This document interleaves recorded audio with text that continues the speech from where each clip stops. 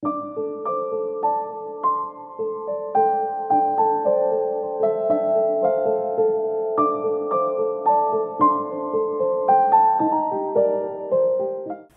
meus nobres e queridos amigos inscritos e membros do canal Spook Houses, Casas Assombradas. Hoje nós vamos começar mais um podcast. Hoje nós vamos trazer Gerd Theissen dentro do critério das religiões dos primeiros cristãos, uma teoria do cristianismo primitivo. A obra de Gerd Theissen é uma apresentação e uma análise da fé cristã primitiva sobre a ótica das ciências das religiões.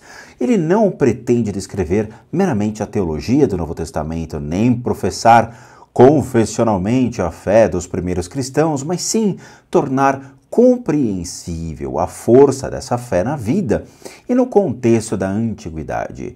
Nesta empreitada, Theissen persegue dois objetivos. Em primeiro lugar, ele sonda a vida do cristianismo primitivo e explica suas afirmações teológicas mediante análises semióticas, psíquicas e históricas.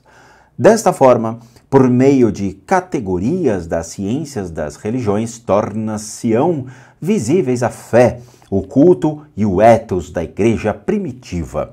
Em segundo lugar, ele mostra como o cristianismo primitivo evoluiu a partir do judaísmo e criou um universo simbólico religioso autônomo, que possuía um extraordinário dinamismo para a construção de comunidades e que modificou toda a história do mundo conhecido de então.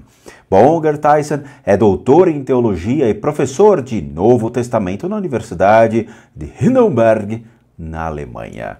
É com ele que hoje nós iniciaremos e nos deliciaremos com essa incrível obra que mudou a minha vida e eu tenho certeza que mudará a vida de vocês. Então sentem-se e acomodem-se porque vamos iniciar uma nova jornada. Em Jesus, intimamente ligada à historização do mito escatológico, está a poetização. Também na experiência estética pode estar presente aquilo que em realidade está ausente. A obra de arte faz transparecer a beleza, ainda que seja apenas um belo resplendor ou uma aparência dela. Por isso não é por acaso que Jesus usa formas estéticas para transmitir sua mensagem. Um traço característico de seu anúncio são as parábolas, que são breves histórias fictícias de grande qualidade poética. Efetivamente, elas não tratam apenas do reino de Deus, como nos fazem crer as introduções estereotipadas do Evangelho de Mateus. Elas ocupam-se também com o ser humano, ou com esta geração, em resumo, com Deus e com toda a vida. Sem dúvida, porém, tudo aponta para o só e único Deus. E nisso, seu senhorio vindouro e já emergente está presente em toda parte. Contudo, esta presença não é nenhuma presença real mítica, como se o senhorio de Deus se encarnasse nas parábolas, ou melhor, se inverbalizasse. Se no mito uma ninfa voadora transforma-se numa árvore, então ela tem sua presença real na árvore. A árvore identifica-se profundamente com a ninfa. Em contrapartida, se as parábolas narram a respeito de Deus e de seu reinado, as imagens fictícias das parábolas apontam para algo a que elas não são idênticas. Elas são apenas uma imagem cujo significado leitores e ouvintes mesmos devem explicitar. Os ouvintes têm a liberdade de descobrir por si próprios o que as imagens devem dizer, enquanto os mitos expressam a inquestionável axiomática de uma sociedade e de uma cultura. E justamente por isso podem ser tão ilógicos e bizarros, porque exprimem aquilo que já é pressuposto como lógico e evidente. As parábolas desejam oferecer estímulos a também pensar diferentemente a respeito de Deus, do ser humano e do mundo, diversamente daquilo que a axiomática e a dogmática de uma sociedade sugere. A boa poesia é não conformista. Também as parábolas de Jesus impulsionam a um pensamento divergente, tal como já haviam feito a linguagem poética figurada da profecia e da sabedoria judaica.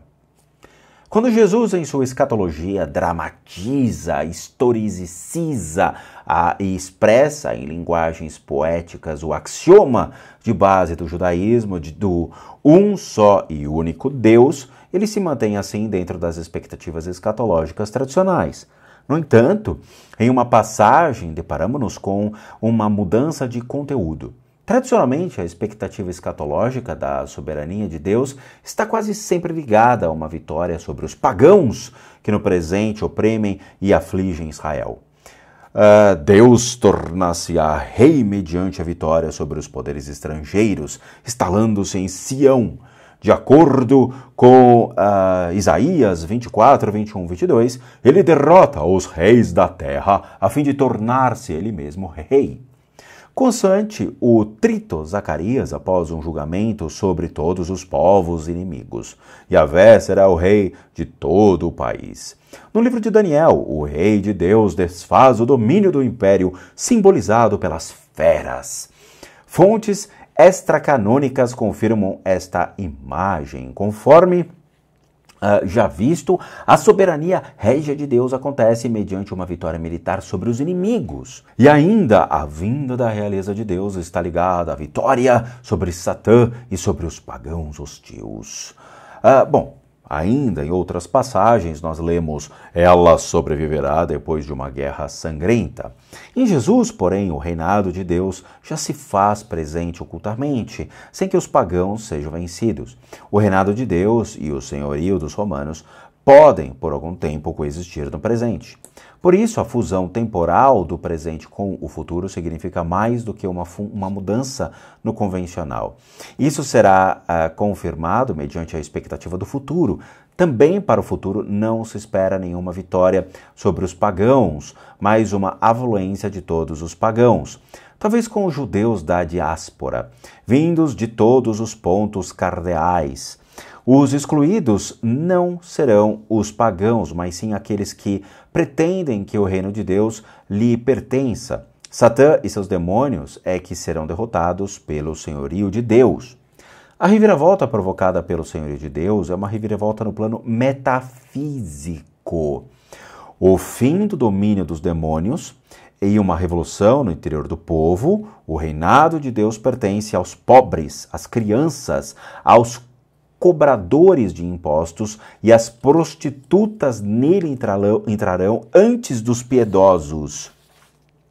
Não se deveria chamar a essa mudança de expectativa do reinado de Deus de despolitização. Trata-se antes de uma desmilitarização. Ela é separada da grande vitória militar sobre outros povos.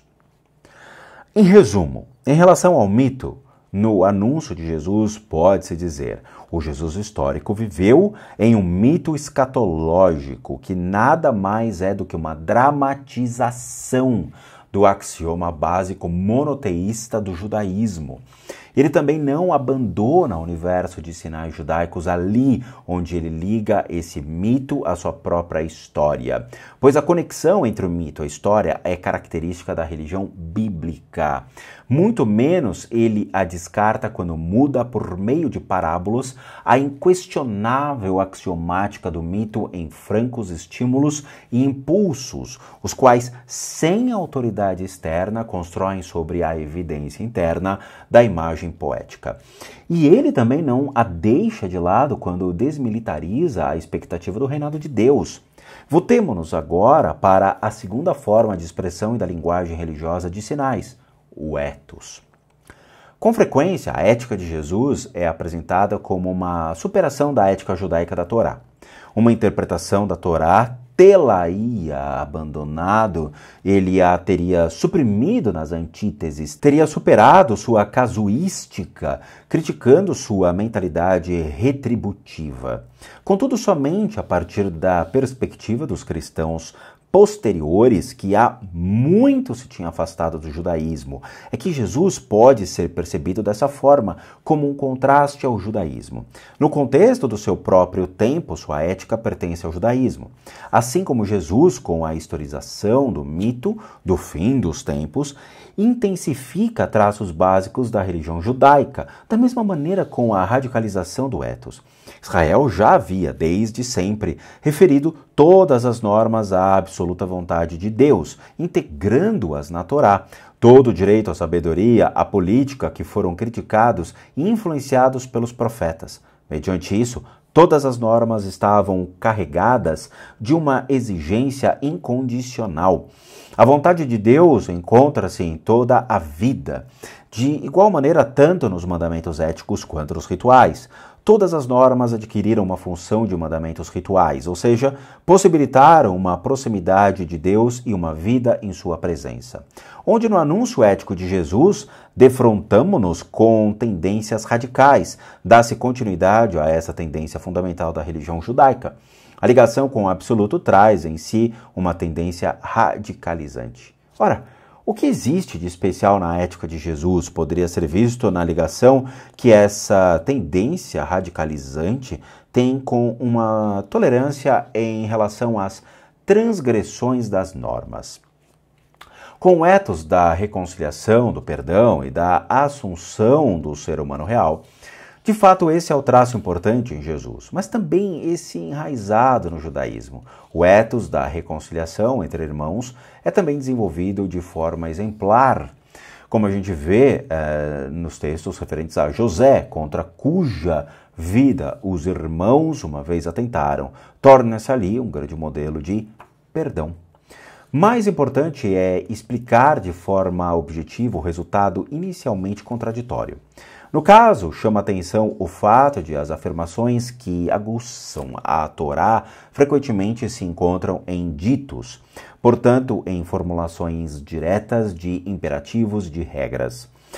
Ao passo que as tendências diluentes da Torá e fortalecedoras da realidade marcam muito mais as tradições narrativas. Torá diz: deves honrar pai e mãe. A tradição de um dito aguça o mandamento dos pais quando ela se volta asperamente contra a praxis da Corban, isto é, contra a possibilidade de subtrair o acesso dos pais idosos a objetos consagrados estes ao templo.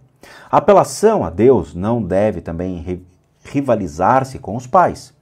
O mandamento dos pais vale incondicionalmente. Em contrapartida, a outra tomada de posição em relação ao mandamento dos pais encontra-se no apotegma dos seguidores. Bom, meus amigos, este foi mais um capítulo deste incrível livro, este livro que fez uma grande diferença na minha vida e com certeza também vai fazer uma grande diferença na vida de vocês. Eu espero que vocês tenham entendido. Caso não tenha entendido o capítulo, por favor, escutem novamente e fixem as principais partes do que é lido para vocês, porque é deveras importante a fixação desse conteúdo para que vocês entendam as diferenças entre a palavra de Cristo e como houve alteração, manipulação e adulteração dos conceitos de Cristo primitivo para os dias de hoje, ok? Então é isso, eu agradeço de coração a todos vocês e vejo vocês no mais um capítulo desse incrível livro. E como eu sempre digo, bons sustos a todos nós.